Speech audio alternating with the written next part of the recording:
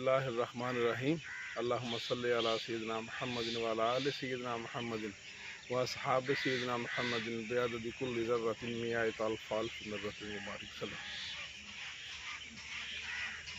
آب حیات اور ابدی زندگی جس کی تلاش میں دنیا مر رہی ہے، ازل سے تلاش تھی کہ آب حیات کہاں سے ملے۔ آج بھی جس سے پوچھیں آب حیات کی طلب میں ہے۔ ایک آب حیات وہ ہے جو داتا صاحب حضور نے پیا، ٹھیک ہے جی۔ ایک آب حیات وہ ہے جو فرید الدین گنج شکر رحمۃ اللہ تعالیٰ علیہ نے پیا۔ ایک آب حیات وہ ہے جو خواجہ معین الدین چشتی اجمیری رحمۃ اللہ تعالیٰ علیہ نے پیا۔ تو دنیا دار بھی آب حیات ڈھونڈتا ہے اور آب حیات کی طلب میں لگا ہے۔ جب انگریز نے برصغیر پہ قبضہ کیا تو تب انگریز نے یہاں آ کے جو گیپ تھا اس کا لینگویج کا ان لوگوں کے ساتھ، انگریز نے سوچا کہ پوری جو ہندوستان کی برصغیر کی کمیونٹی ہے سب کو انگلش سکھا دی جائے، تو چلو کمیونیکیٹ اچھے طریقے سے ہم ان سے ہو جائیں گے۔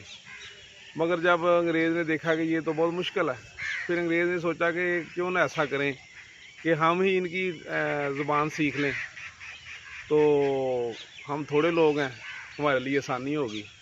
تو انگریزوں نے کوشش کی، تو اس کوشش میں انہوں نے دیکھا کہ ادھر تو ہندوستان میں تو کوئی 300 زبانیں ہیں، تو کون سی سیکھیں گے، کون سی چھوڑیں گے۔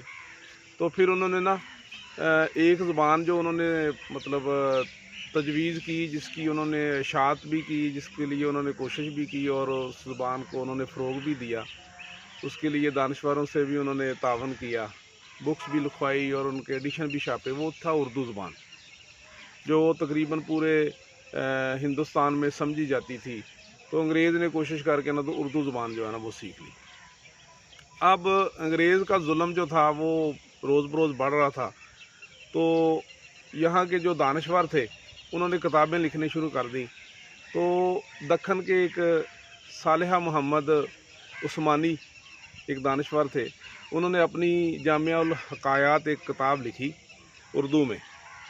تو ان میں وہ بے شمار واقعات جو ہے نا حکایات کوٹ کرتے ہیں، جن میں انہوں نے مغل بادشاہوں کی، ایرانی جو شہنشاہ تھے، جو مطلب افغانستان کے بادشاہ تھے، جو ترکی کے بادشاہ تھے، ان کے زندگیوں کے جو خلاصے تھے، جو واقعات تھے، ان کو سب کو ایک کتاب میں حکایات، جامع حکایات کی صورت میں جمع کیا۔ جو لکھنے کا ان کا مقصد صرف انگریز کو یہ بتانا تھا کہ یہاں پہ اس سرزمین پہ آپ سے پہلے اتنے 100 لوگوں نے حکمرانی کی ہے، اتنے مطلب سینکڑوں لوگوں نے حکمرانی کی ہے، جنہوں نے یہ اعمال کیے اور آج وہ اس نتیجے پہ پہنچے۔ اس میں وہ ایک حکایت درج کرتے ہیں جس میں وہ لکھتے ہیں کہ ترکستان کا ایک بادشاہ تھا، تو اس نے اپنے طبیبوں سے بولا اور کہا کہ یار مجھے کوئی ایسا آب حیات بنا کے دو، میں لمبی زندگی پانا چاہتا ہوں، جس سے میں بہت لمبے عرصے تک جو ہے نا اس نعمتوں کو، اس دنیا کو انجوائے کر سکوں۔ اس کے طبیبوں نے کہا کہ بادشاہ سلامت، ایسا ہو سکتا ہے کہ ہندوستان کے جنگلات میں، اس کی زمین پہ کچھ ایسی جڑی بوٹیاں اگر وہ ہمیں مل جائیں تو ہم ان سے ایک ایسا مرکب تیار کریں گے جس کی تاثیر آب حیات کے برابر ہوگی۔ تو بادشاہ نے فوری طور پہ اپنا ایک خاص مشیر، ان طبیبوں میں سے ایک بہترین ماہر طبیب اور اس کے ساتھ 8 لوگ اور ایک رکا دے کے، پیغام دے کے، تو ہندوستان کے راجہ کی طرف ان کو بھیجا کہ یہ چیزیں ہمیں چاہیے۔ تو وہ جب وہ ہندوستان میں پہنچے تو انہوں نے آ کے اس راجہ سے اپنے بادشاہ کا مدعا بیان کیا، تو راجہ نے نا ان کی ایک رات کی ضیافت کی۔ دوسرے دن راجہ ان کو اپنے ساتھ لے کے ایک اونچے پہاڑ کے پاؤں کے قریب یا اونچے پہاڑ کے بالکل قریب جا کے ان کا ایک خیمہ اس نے لگایا۔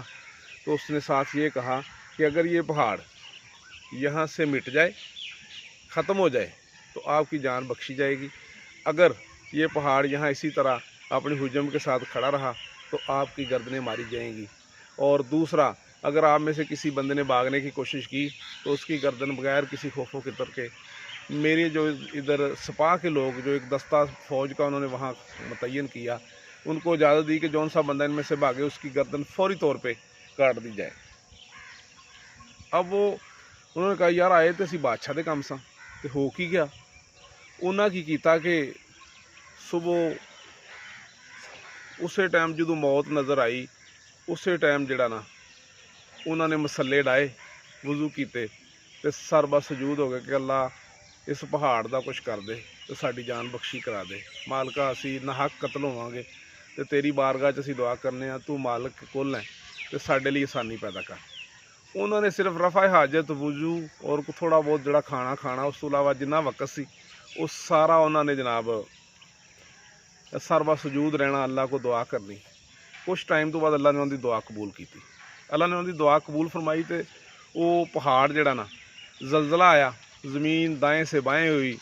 वो पहाड़ की जो हुजम था ना, हियत थी, वो एकदम फटी, उसकी चट्टानें और पत्थर नीचे आना शुरू हुए। बादशाह की सिपाह के लोगों ने और उन 10 लोगों ने भाग के वहाँ से अपनी जान बचाई।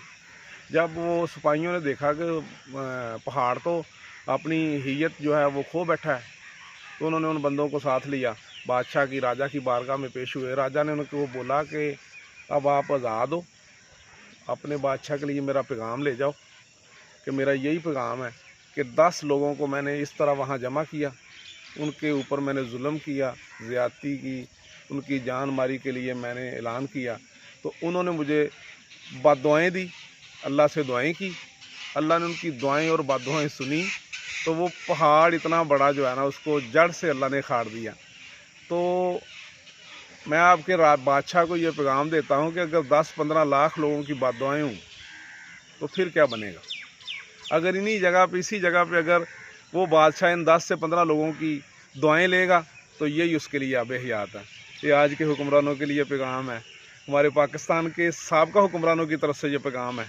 जिसने जितना जुल्म किया, जिसने जितनी बद्दुआएं ली, उसने उससे 100 गुना ज़्यादा अपनी इज़्ज़त नफ्स मजरूह कराई, अपनी अखलाकियात मजरूह कराई, अपनी हर चीज़ तबाह नस्त नबूद कराई।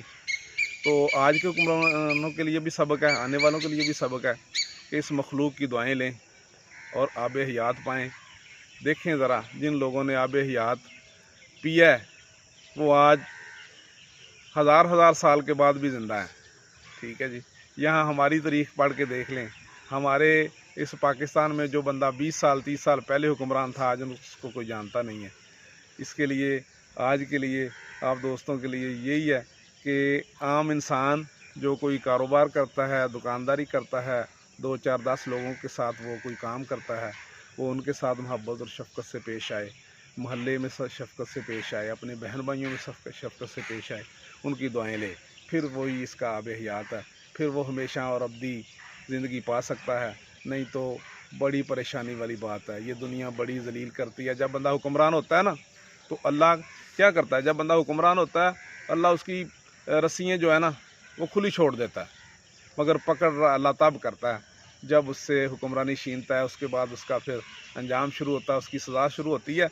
वो आप देखेंगे, देख रहे हैं और आगे भी देखेंगे जो उनसा बंदा इस मखलूक पे जुल्म करेगा। अस्सलाम वालेकुम।